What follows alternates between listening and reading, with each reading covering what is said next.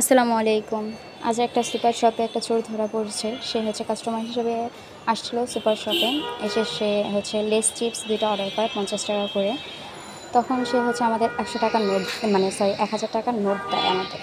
দেওয়ার পর হচ্ছে যে আমাদের এক আপু হচ্ছে সেটা হচ্ছে প্যাকেটিং করে দেয়। দেওয়ার পর হচ্ছে তাকে হচ্ছে ৳৯০০ দেওয়া হয়েছে আমাদের। কিন্তু সে হচ্ছে আমাদের থেকে মানে ২ নাম্বারি করে টাকাটা আরও বেশি নিয়ে গেছে। আপনারা যদি লক্ষ্য রাখেন, দেখেন আপু হচ্ছে চিপসটা প্যাকেটিং করছে। প্যাকেটিং করার শেষে হচ্ছে আপু তাকে টাকাটা গুনে হচ্ছে দেবে। ৳৯০০ গুনে তাকে দেবে। দেখেন এই যে আপু হাতে এখন টাকাটা নিয়েছে, এই যে টাকাটা গুনছে সে গুনছে। তার বাম হাতে টাকাটা ছিল, এই যে ডান হাত দিয়ে তার পকেটে সে টাকাটা ঢুকিয়ে ফেলছে। সে বাম হাতে ৳২০ ছিল, ৳২০ দিয়ে বলছে যে, "আপনি আমাকে ৳২০ দিয়েছেন কেন? ৳৯০ বদলে আপনি ৳৫০০ দেন।"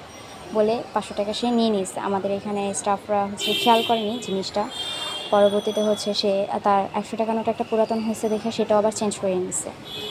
নেওয়ার পর সে সুন্দরভাবে হেঁটে চলে গেছে নরমাল কাস্টমারের মতো। সে এক ধরনের হচ্ছে আমাদের কী বলে ধান্দা দিয়ে আর কি, কথার ভিতরে প্যাঁচে ফালায়া টাকাটা নিয়ে চলে গেল।